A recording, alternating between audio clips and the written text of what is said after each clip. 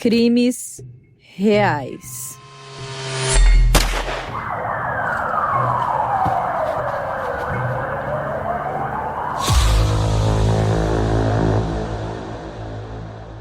O quadro de crimes reais contém descrições explícitas de violência, assassinato, abuso e outros crimes. Não é recomendado para menores de 18 anos ou pessoas sensíveis, pois pode conter gatilhos emocionais. Ouça com cautela. Oi, meu povo! Como é que vocês estão? Vocês estão bom?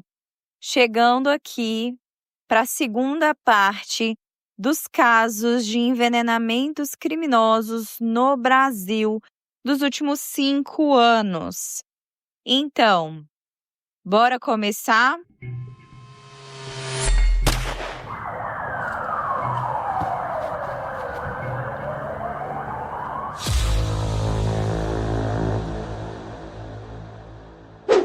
Caso milkshake envenenado no Rio de Janeiro em agosto de 2023. A vítima se chamava Vitória da Conceição Pereira. Era uma jovem de 23 anos, moradora de Maricá, no Rio de Janeiro. Ela era mãe de um menino de 4 anos e trabalhava muito duro para sustentar a casa e, segundo amigos e familiares, era uma mulher alegre, carinhosa e muito dedicada. Vitória havia terminado recentemente um relacionamento com David Nascimento Santana, de 35 anos, um homem com quem já havia enfrentado alguns problemas. Segundo a polícia, ele era extremamente ciumento, possessivo e violento. A jovem já tinha registrado queixas contra ele por ameaça, agressão e perseguição, e inclusive possuía uma medida protetiva em vigor. No dia 3 de agosto de 2023, a Vitória foi chamada para fazer uma faxina em uma casa em Maricá. A indicação havia vindo de uma suposta pessoa conhecida, mas tudo fazia parte de um plano armado por David. A residência tinha sido alugada por ele em nome de outra pessoa, apenas para servir de armadilha. Quando Vitória chegou no local, ela foi recebida com um milkshake de morango e uma porção de batata frita, como um agradecimento pelo serviço que nem tinha começado. Pouco tempo depois, após consumir os alimentos, Vitória começou a passar muito mal. Ela apresentou náuseas, vômitos, convulsões e falta de ar. Ela foi socorrida e levada às pressas para o Hospital Conde Modesto Leal, mas não resistiu e faleceu logo no dia seguinte, no dia 4 de agosto. A investigação da Polícia Civil avançou muito rápido. O contratante da faxina que havia feito a entrega do milkshake foi localizado e contou que tinha sido instruído por David, que se passou por uma terceira pessoa e disse que a bebida era um presente para a faxineira. O contratante não sabia de nada e colaborou com as investigações. O laudo pericial do Instituto Médico Legal confirmou que o milkshake e as batatas estavam contaminados com terbufós, que é aquele inseticida altamente tóxico que a gente já viu na primeira parte desses crimes reais. David foi localizado e preso no dia 6 de agosto na casa de um amigo em Rio das Pedras, na zona oeste de Rio de Janeiro, a mais de 75 quilômetros de Maricá. Ele tentou fugir e estava escondido, mas acabou sendo encontrado pela polícia. No momento da prisão, segundo investigadores, David demonstrou frieza e nenhum arrependimento. Mesmo ao ser confrontado com as provas, ele ainda declarou que amava Vitória, mas ele não explicou por que havia planejado um assassinato tão cruel. A polícia o indiciou por homicídio doloso triplamente qualificado, por motivo torpe, vingança pelo término, por uso de veneno e por impossibilitar a defesa da vítima. A defesa de David, na época, alegou que não houve intenção de matar, sugerindo que o ocorrido teria sido apenas um acidente. Mas, diante das evidências como a compra do veneno, a manipulação da indicação do serviço, o disfarce com um nome falso e o preparo intencional da armadilha, a tese não convenceu os investigadores. O processo ainda está em andamento e David segue preso preventivamente, aguardando julgamento pela Justiça do Rio de Janeiro. Esse caso me deixou arrepiada porque, assim, é aquela coisa. O cara era ex, ela tinha uma medida protetiva contra ele, já tinham tido diversos problemas no relacionamento quando eles estavam juntos, e ela realmente manteve distância desse cara. Só que olha só, gente, esse cara, ele armou uma arapuca para que ela caísse nessa arapuca. O cara sabia que ela fazia faxina, ele alugou um local para que ela fosse lá faxinar, para que ele conseguisse levar as coisas para que ela pudesse comer. Ele deu um nome falso, contratou um motoboy para levar o lanche para ela, como agradecimento de uma faxina que ela nem tinha feito. Olha o quanto que esse cara foi perverso, manipulador e pensou em tudo, gente. O cara pensou em tudo, o cara bolou um plano, ele foi estrategista. Isso me dá, assim, um frio na espinha, porque não é aquela coisa que a pessoa foi encontrar com o ex e acabou acontecendo alguma coisa, que é errado, que o ex também da pessoa está errado. Mas nesse caso, a pessoa nem foi encontrar com o ex. A pessoa estava vivendo a vida dela, a Vitória estava vivendo a vida dela, e este cara foi lá e fez o que fez com ela. Vê se isso não deixa a gente, assim, horrorizada, né? Bom, segundo caso. Caso do sorvete envenenado em Canoas, Rio Grande do Sul, em outubro de 2023. Aconteceu em Canoas, região metropolitana de Porto Alegre, no Rio Grande do Sul, em outubro de 2023, e chocou o país pela frieza e o grau da premeditação. A vítima foi Patrícia Rosa dos Santos, uma enfermeira de 41 anos, mãe de um menino de 2 anos e casada com o médico emergencista André Lorischeiter Batista, de 48 anos. No dia 22 de outubro de 2023, Patrícia foi encontrada morta dentro de casa. Segundo o próprio André, ela teria passado mal enquanto dormia, depois de tomar um sorvete. Ele alegou que se tratava de um infarto fulminante. Mas a família de Patrícia achou tudo muito estranho. Afinal, ela sempre foi muito saudável, sem histórico de problemas cardíacos. Então, eles ficaram sensibilizados pelo comportamento frio do marido e pela ausência de explicações convincentes. Os parentes pediram uma autópsia e foi aí que tudo começou a mudar. O laudo do Instituto Geral de Perícias revelou algo estarrecedor. Patrícia não morreu de causas naturais. Em seu corpo foram encontrados Zolpidem, Midazolam e Sustrate, 3 substâncias fortes e de uso hospitalar restrito. 2 delas, inclusive, utilizadas para sedação e anestesia em ambientes controlados. Segundo a polícia, o médico André teria colocado Zolpidem no sorvete para induzir Patrícia ao sono profundo. Depois que ela adormeceu, ele teria injetado Midazolam e Sustrate nos pés da esposa, provavelmente para evitar marcas visíveis que levantassem suspeitas. Mas não parou por aí. André, com apoio de um motorista da ambulância e um enfermeiro, teria alterado a cena do crime, movendo o corpo de Patrícia e forjando uma situação que simulasse uma morte súbita e natural. No dia 29 de outubro de 2023, uma semana após o crime, André Lorischeiter Batista foi preso preventivamente. A polícia indiciou por feminicídio e fraude processual com agravantes como uso de veneno, meio que dificultou a defesa da vítima, menosprezo à condição de mulher e frieza na execução do crime. O delegado do caso, Arthur Reguzzi, afirmou que André demonstrou absoluta frieza emocional, inclusive nos depoimentos.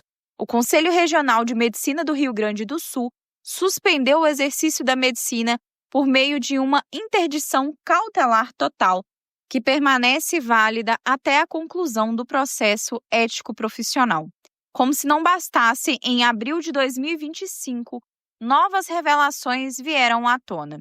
A polícia indiciou André por maus tratos contra o próprio filho de apenas 2 anos. As investigações mostraram que ele estava administrando sedativos na criança desde os 7 meses de idade, sem nenhuma indicação médica plausível.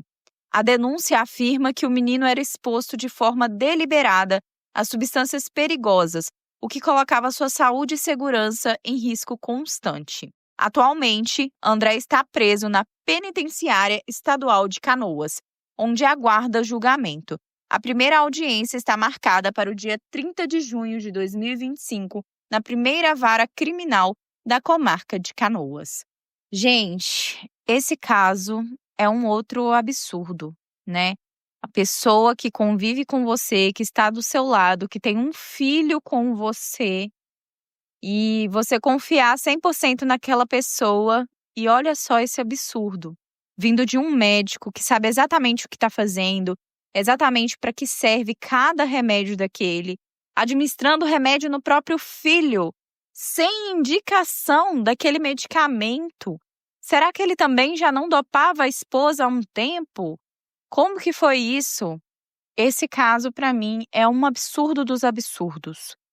Nossa, eu fiquei completamente chocada. Como que pode? Como que pode? Bom, caso 3. Caso de bolo no pote em Goiânia, em dezembro de 2023. Aconteceu em Goiânia, no dia 17 de dezembro de 2023. A advogada Amanda Partada, de 31 anos, foi até a casa da família de seu ex-namorado, Leonardo Pereira Alves Filho, com quem havia tido um relacionamento bem turbulento. Naquela manhã, Amanda levou bolos de pote caseiros supostamente como um gesto de cordialidade, mas o que parecia ser um mimo inofensivo escondia um veneno letal. Os bolos foram consumidos por Leonardo Pereira Alves, de 58 anos, pai do ex-namorado de Amanda, e por sua avó, Luzia Tereza Alves, de 86 anos. Pouco mais de 1 hora após o café da manhã, os dois começaram a apresentar sintomas graves: vômitos, diarreias, confusão e mal-estar intenso. Ambos foram levados ao hospital, mas não resistiram e morreram entre a noite do dia 17 e a madrugada do dia 18.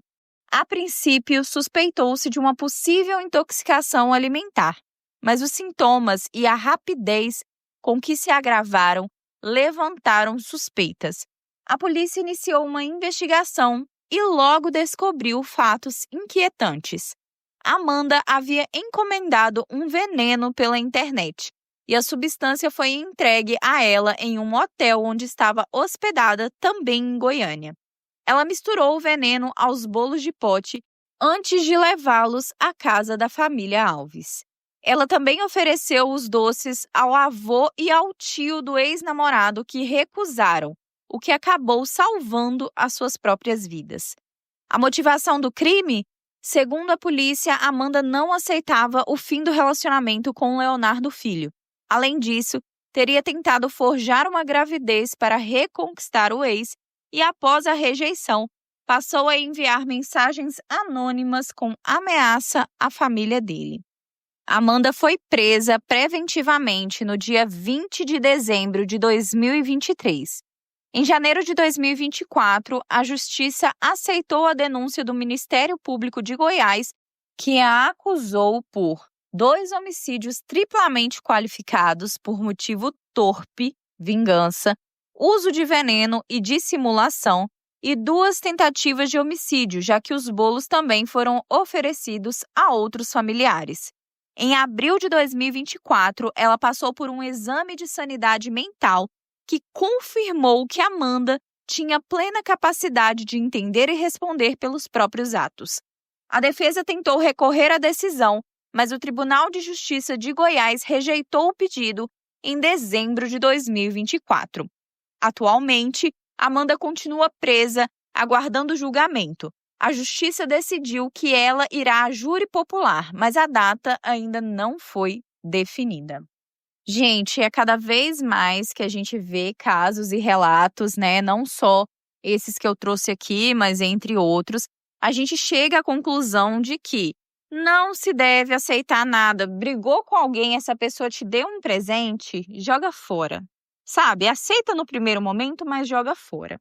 Terminou com aquela pessoa, não aceita nada daquela pessoa. Pode parecer, gente, muito brusco essa decisão que eu tô falando aqui, você levar as coisas ao pé da letra, mas infelizmente, né, como os casos anteriores, esse do médico, a gente não pode confiar nem quem está do lado da gente, quanto mais nesse sentido de uma pessoa que já terminou com você. Se a pessoa não aceita o término, piorou. Não deveria nem ter acesso à sua casa, aos seus parentes, não deveria nem ter esse convívio familiar. Olha o perigo, né? Ela foi visitar a família do ex-namorado. Para quê? Levar bolos de pote para a família do ex. Não vejo sentido nisso, sabe? Vejo problema a pessoa que tem um relacionamento com o ex, que continua conversando, com amizade. Eu acho estranho, assim, sabe? Mas se for aquela coisa, que a gente ficou junto durante longos anos e a gente se tornou bons amigos com o tempo, beleza, mas assim, será que precisa mesmo, né? Se não for um caso muito específico, se for aquela coisa assim, será que precisa? Porque olha esse caso, por exemplo, né? Complicado. É difícil de acontecer, é 1 em 1 milhão. Mas, gente, quantas mulheres não voltou para poder conversar com um ex e acabou acontecendo alguma coisa, sabe? Então, é melhor a gente tomar cuidado, né?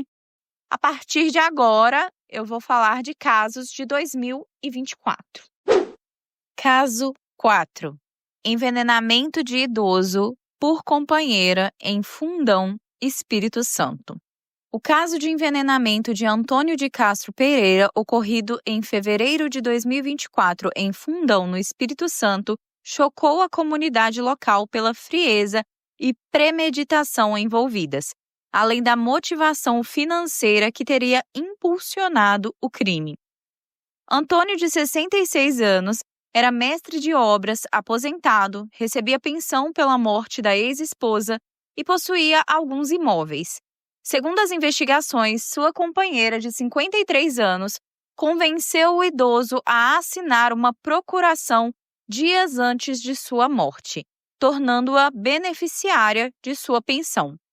No dia 18 de fevereiro, após o jantar, Antônio começou a passar mal. Teve convulsões, salivação intensa e foi levado ao hospital. No dia seguinte, ele faleceu. A causa da morte foi confirmada como intoxicação exógena, ou seja, envenenamento. A filha de Antônio desconfiou da morte repentina do pai e acionou a polícia. Durante as investigações, os agentes encontraram garrafas com líquidos suspeitos na casa onde o casal vivia. A companheira foi presa em flagrante enquanto tentava fugir para o estado de Minas Gerais. Segundo a Polícia Civil, ela teria planejado o crime com antecedência e afastado o idoso da família, inclusive trocando a fechadura da casa para dificultar o acesso dos parentes. O relacionamento entre os dois era conturbado, com relatos de agressões verbais e físicas. Eles começaram a morar juntos em novembro de 2023, logo após a morte da esposa anterior de Antônio. A vítima teria confiado na companheira sem imaginar que poderia estar em risco. O crime de homicídio qualificado por envenenamento é um dos mais graves previstos no Código Penal brasileiro. com pena de 12 a 30 anos de prisão. Fatores como a premeditação, o uso de veneno e a impossibilidade de defesa da vítima tornam a punição ainda mais severa. Esse caso não só evidencia os perigos dos relacionamentos abusivos e manipuladores, como também chama atenção para o uso indevido da confiança em relações afetivas. Também reforça a importância da vigilância de familiares e amigos, principalmente quando há sinais de isolamento ou controle financeiro. Como que pode, gente? A pessoa tá lá dentro da casa por causa de uma pensão, sabe? O cara tinha filhos, esses imóveis não iam ficar para ela. Qual o objetivo final disso, sabe? Nossa, é uma coisa que, sinceramente, eu não consigo compreender, eu não consigo entender. Bom, caso 5. Caso Brigadeirão envenenado no Rio de Janeiro, em maio de 2024. No dia 20 de maio de 2024, o corpo do empresário Luiz Marcelo Antônio Ormonde, de 44 anos, foi encontrado em avançado estado de decomposição, sentado no sofá da sala do próprio apartamento no bairro Engenho Novo, zona norte do Rio de Janeiro. Foram os vizinhos que acionaram a polícia, incomodados com o forte odor vindo do local. Ao entrarem no imóvel, os agentes se depararam com uma cena perturbadora. Ali seria o início de uma investigação que revelaria um crime planejado nos mínimos detalhes. As investigações indicaram que Luiz Marcelo foi envenenado com um brigadeirão feito por sua namorada, a psicóloga Júlia Andrade Catermol Pimenta, de 29 anos. Segundo o laudo do Instituto Médico Legal, o corpo apresentava traços de morfina e clonazepam. A polícia descobriu que Júlia triturou cerca de 50 comprimidos de Dimuforf, um medicamento à base de morfina, e misturou no doce que ofereceu ao namorado. O plano foi colocado em prática de forma calculada, aproveitando a confiança que Luiz Marcelo depositava nela. Após a morte, Júlia permaneceu no apartamento por dias, dormindo ao lado do corpo, até fugir levando bens da vítima, como o carro e 2 armas de fogo. A motivação do crime teria origem em uma dívida de aproximadamente R$600 mil que Júlia tinha com Suiane Breschak, uma mulher que se apresentava como Cigana Esmeralda, contratada por Júlia para realizar trabalhos espirituais. A polícia acredita que Suiane influenciou diretamente o crime, sendo a mandante do assassinato, com o objetivo de que Júlia se apropriasse dos bens do namorado para saldar a dívida espiritual. Júlia se entregou à polícia em 4 de junho de 2024, dias após o crime. Já Suiane Breschak foi presa posteriormente. As duas foram indiciadas por homicídio triplamente qualificado. Motivo torpe, vantagem financeira, meio insidioso, que é o uso do veneno, recurso que dificultou a defesa da vítima. Além disso, Júlia também responde por estelionato, associação criminosa, fraude processual, falsidade ideológica e uso de documento falso. Tudo isso por ter tentado vender bens do empresário e manipular provas após o crime. As duas acusadas estão presas preventivamente desde 2024. A audiência de instrução e julgamento ocorreu em maio de 2025, mas o júri popular ainda não foi marcado. Gente, que horror! Envolveu uma tal de cigana aqui, que eu não entendi muito bem, né, qual que era o objetivo disso tudo, mas a pessoa ainda dormiu do lado do corpo. Gente, como que pode? Essa pessoa já não estava legal, já não é uma pessoa legal assim, né, mentalmente falando, porque, meu Deus, a pessoa dormir do lado do corpo? Misericórdia. Bom, Caso 6. Coxinha envenenada. Feminicídio que chocou Alagoas em 2024. O caso da professora Joyce dos Santos Silva Cirino, ocorrido em outubro de 2024 em São Brás, Alagoas, chocou o Brasil pela crueldade e premeditação envolvidas.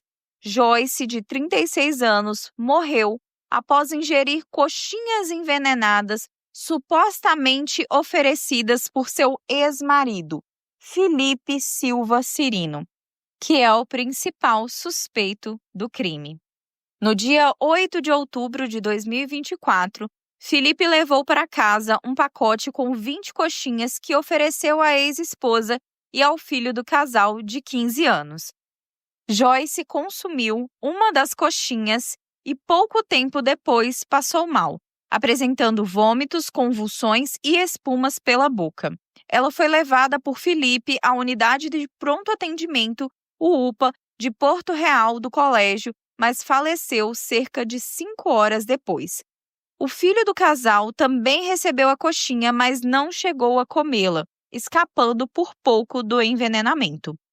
A Polícia Científica de Alagoas confirmou por meio de exames toxicológicos que Joyce foi envenenada com sulfotep e terbufos, 2 agrotóxicos de uso proibido no Brasil devido à sua alta toxicidade.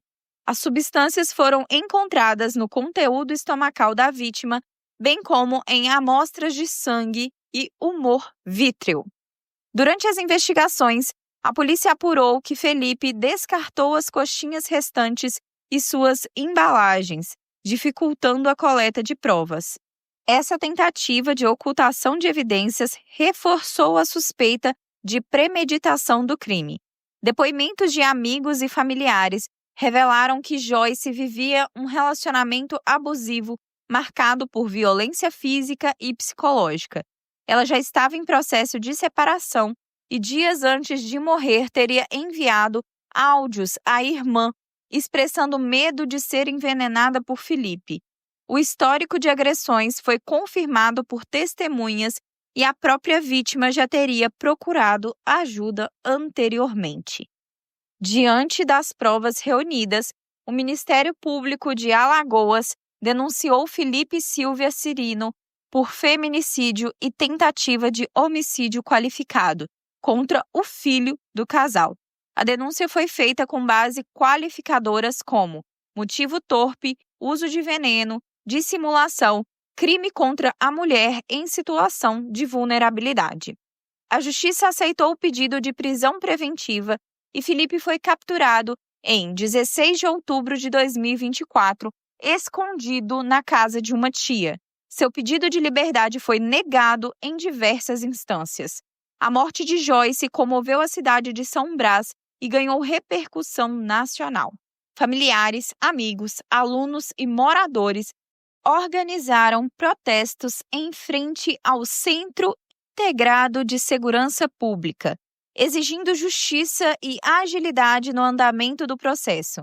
Cartazes, flores e homenagens marcaram os atos, com pedidos por maior proteção às mulheres vítimas de violência.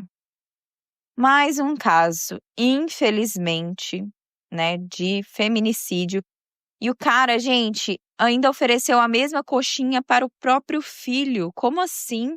Muita crueldade e muita, muito frio, sabe, da parte dele, até o próprio filho envolvido nisso. Vamos lá. Caso 7. Caso do bolo com clonazepam, em João Pessoa, Paraíba. O caso aconteceu em 3 de outubro de 2024, no bairro Ilha do Bispo, em João Pessoa, capital da Paraíba. A história ganhou repercussão nacional e chocou a população pelo inusitado e pelo risco que representou à saúde de uma família inteira. 7 pessoas de uma mesma família foram hospitalizadas após consumirem um bolo contaminado com clonazepam, conhecido mais comercialmente como Rivotril. comumente usado para tratar crises de ansiedade, insônia e epilepsia. Entre as vítimas estavam uma criança de apenas 10 anos e 2 idosos de 72 anos e 4 adultos. Logo após ingerirem o bolo, os familiares começaram a apresentar sintomas como sonolência intensa, confusão mental e mal-estar generalizado. Todos foram levados ao Hospital de Emergência e Trauma da capital para atendimento médico. Após os exames e observação, felizmente, todos receberam alta e não houve mortes. A Polícia Civil da Paraíba confirmou, por meio de laudos periciais, a presença de clonazepam na receita do bolo. Segundo as investigações, o alimento foi entregue à família por uma conhecida, que alegou ter deixado o bolo guardado em sua geladeira por alguns dias. Um detalhe que chamou a atenção da polícia foi a suspeita de que o bolo poderia ter sido originalmente preparado para um presidiário, mas teria sido barrado na inspeção da penitenciária. Até o momento, a motivação exata por trás da contaminação não foi esclarecida.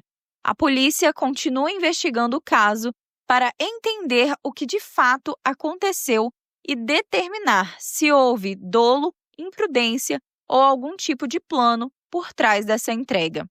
A identidade da suspeita que levou o bolo à família segue mantida em sigilo pelas autoridades. Esse episódio levanta um alerta importante sobre o cuidado com alimentos recebidos de terceiros, mesmo quando vêm de pessoas próximas. Também reforça a necessidade de atenção às redes de apoio familiar, saúde mental e, principalmente, a urgência de esclarecer os fatos com responsabilidade e justiça. Bom, esse foi o nosso último caso dessa segunda parte. Infelizmente, nós vamos ter uma parte 3, e eu digo infelizmente pela quantidade de casos de envenenamento só no Brasil. E é isso.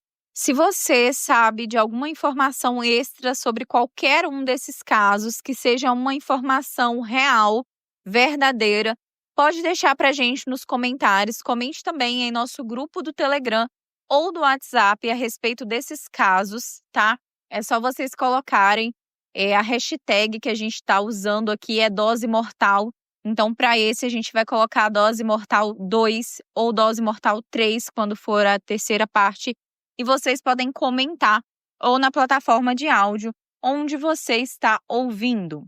Se você gostaria que eu falasse algum crime ou fizesse algum compilado sobre algum fator específico, deixe também a sua sugestão na plataforma de áudio onde você me ouve. Pode me chamar no Instagram ou em nossos grupos do Telegram ou WhatsApp, tá bom? Deixe a sua sugestão de próximo tema de crimes reais. É isso, gente. Obrigada por me ouvirem até aqui. Eu vou ficando por aqui. Um beijo!